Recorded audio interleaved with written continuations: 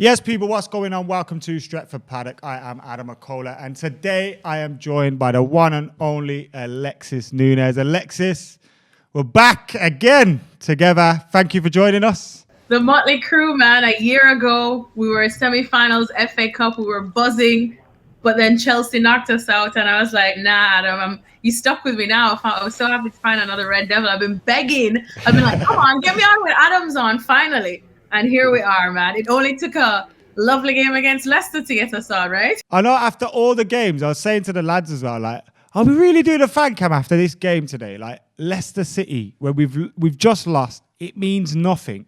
So let's try and forget the 90 minutes. Although, did anyone stand out for you today? Was there anyone that you saw that you thought, actually, they surprised me?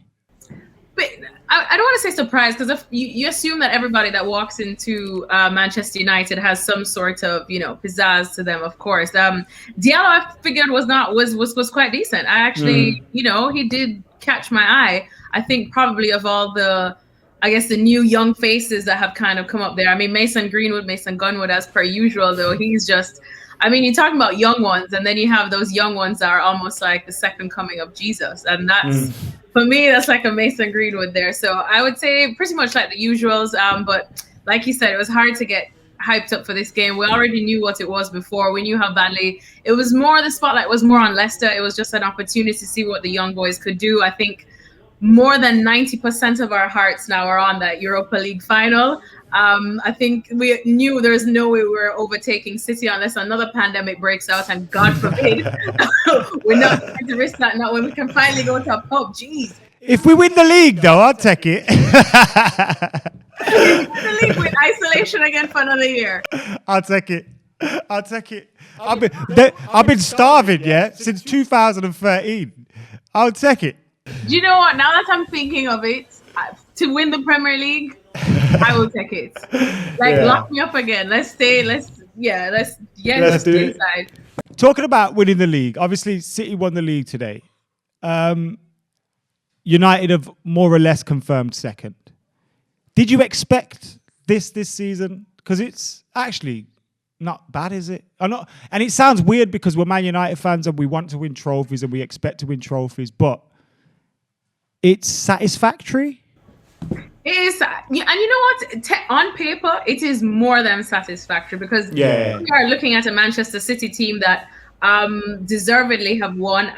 When you see Man City play right now, at least since January, second half of the season, you're like, cheese and ages. This is what we're up against. I was digging in my backyard to find some oil money just to give Man United I could buy us, and do something, because I was like, all right, if I have to buy my way to the league with oil money, then so be it. But it's just head and tails above the rest, and we know that. And I think when you sit down and you look back and you consider Ole and all the criticism he's come against, you consider the youth in the squad and how there were so many uncertainties, and we always talk about how Manchester United is a club that should have world-class players. You look at the teams that say we grew up with, and I remember fighting with my brother about who gets to have whose name on the back, and now it's like for the last probably 5 seasons, I've been consistently printing my name on the back of the jersey. I think the last name that I got printed on the back of the jersey was Paul Pogba. And of course, Paul Pogba is a world-class player, World Cup,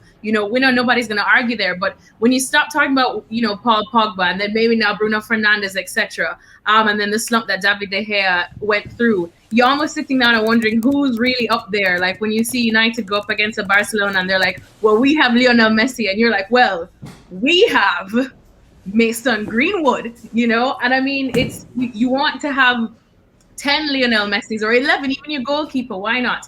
And I think that when you look at the fact that United is still not there yet and a long way off, and, obviously everything that's been up against everybody, I think this year, I've spoken to how many of the footballers, and you can see how it has affected them, both the pandemic on and off the pitch.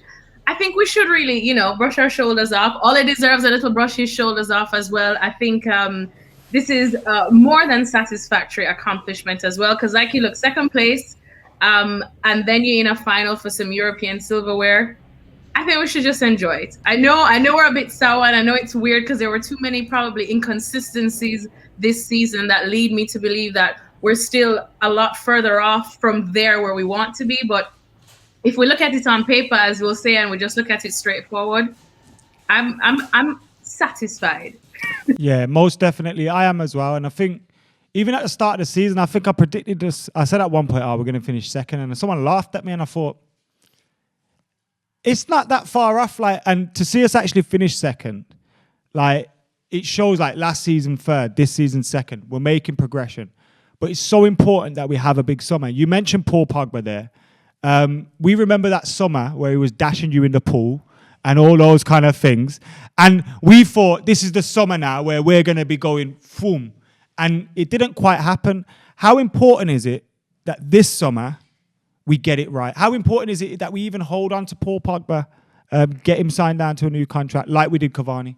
Man, let me tell you, that summer I was the same thing too. I was like, yes, United is going to hit another level. Lukaku just came through, and obviously I was there with both of them in LA, and I witnessed that bromance firsthand. And Adam, that bromance looks stronger than our bromance. You know, and we all know how that ended. You know, I'll let you know on a secret. I bought a jersey that season because I do this thing where I buy the jerseys of all the United players I've interviewed. And I bought a jersey that season that's on the back is written Pogkaku. Oh God! I mean, we might burn that if we wanted. Like the next protest, we need to burn that right now. Yeah, next protest, I'll bring it up to Manchester. We could honorarily burn my podcast jersey.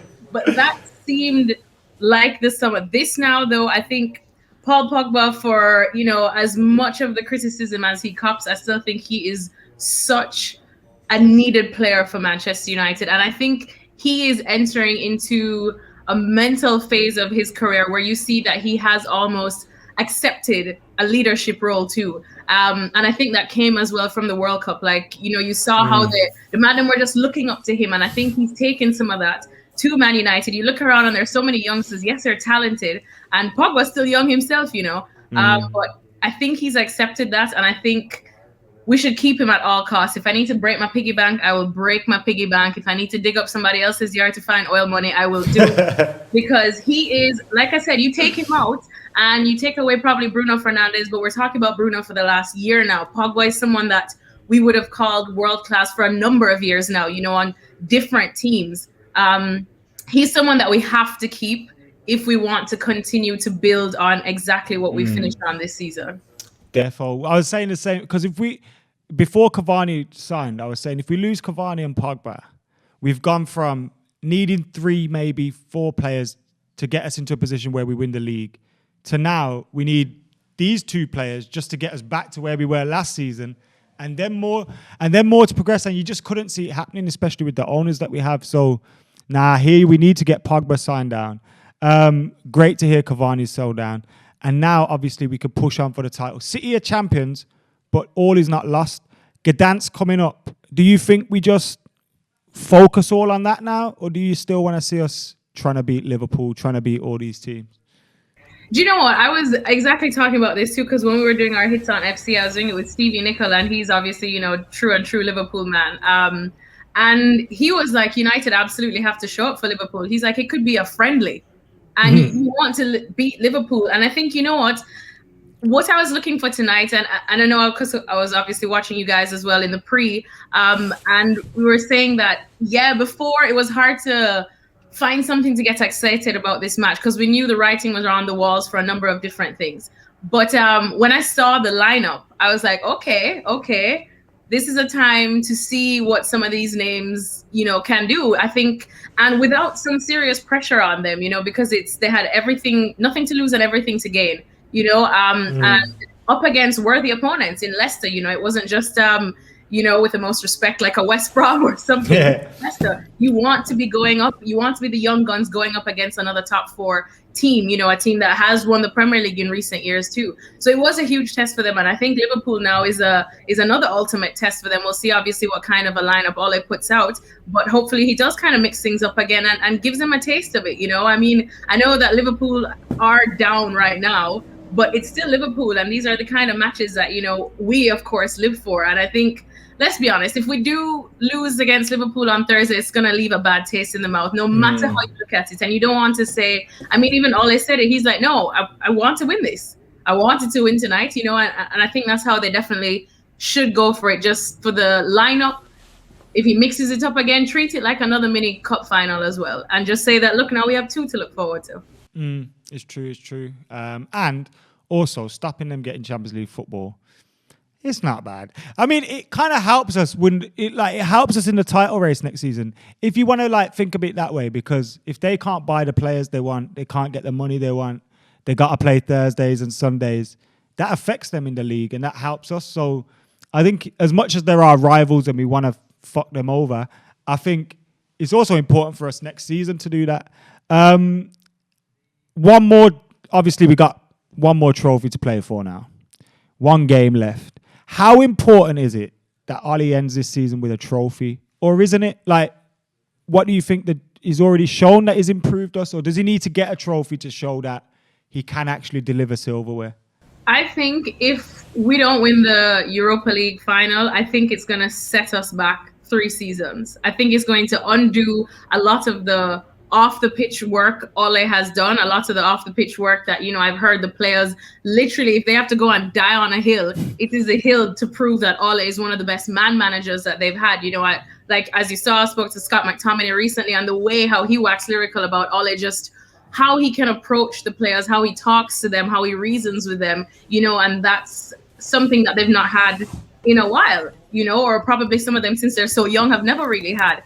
And I think that if it's finally time to, because despite all the work that Ole has done, I still think even a lot of us Manchester United supporters are still not 100% convinced. Honestly, probably not even 90% convinced. I still think that, if Poch throws out his contract and said, you know what, I always really wanted to go to Man United anyway by PSG, we would all say, come on, Poch, be one of us kind of thing. And I still think that Ole almost has to work twice as hard, given the recent criticisms he's gotten, and given the fact that I still don't taste that belief that a lot of people have on him. And I think that if we do lose the final, God forbid, it's going to set him back a lot further. And I think everything that he's probably done, at least in this last year, not even just this season, but the last year, I think it's going to undo a lot of it, and it's going to take a massive, massive shining off of all this work that's been done. But still, that I think if the dust settles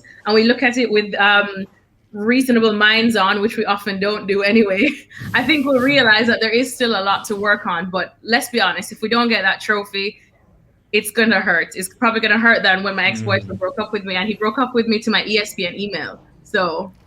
You what? Yeah, fam. To my ESPN. We need a whole other podcast for that stuff. I think we need to get you on PL Piss Take for that. Coming up to Manchester soon, so I'll bring some red wine. I'll tell you. Yeah, but don't worry, this is my ex-boyfriend from 4 years ago. Plus, he's cool. United, so he doesn't really matter. We'll get that on air, exclusive. Yeah, we'll be like Hello Magazine and shit like that. Before you go, Alexis, obviously you're on Twitter and Instagram, Alexis E Nunes, Nunes. Is that right? Yes, sir. Yes, on Twitter and Instagram. So make sure you're following Alexis on those. Also, she does great stuff for ESPN FC. As she said, that interview with McTominay was up. And she even showed McTominay some of the Stretford Paddock merch, which I'm loving as well. So I carry you guys all the time. We got some T-shirts for you, man. We're going to send you some out. So I tell you, I'm coming up. I love the T-shirts all the time. But and even off camera, he was like, is that really a shirt, though? And I was like, yeah, tell him. I showed him the Marcus one as well. And he's like, oh, I like the Marcus one. Yeah. I was like, so maybe we're going to have to do a presidential McSauce kind of design too. We'll collab and we'll take one to him for sure, because he was like, all right, I'll definitely get one. We can defo do that. And yeah, you're welcome here anytime, so make sure you get up to see us in the studio. Alexis, thank you for joining us, and we'll get you on again before the season's out. Yeah. Oh yes, hopefully when we have some silverware. Yes, we have to do it with silverware. We have to. Thank you for joining us. Subscribe, like, comment, share. Get your thoughts in the comments below. This has been another video for Stretford Paddock. You can go check out the watch-along highlights, my review, Jay and Joel's review. And as I said, check out more from Alexis as well. Thank you. See you in a bit.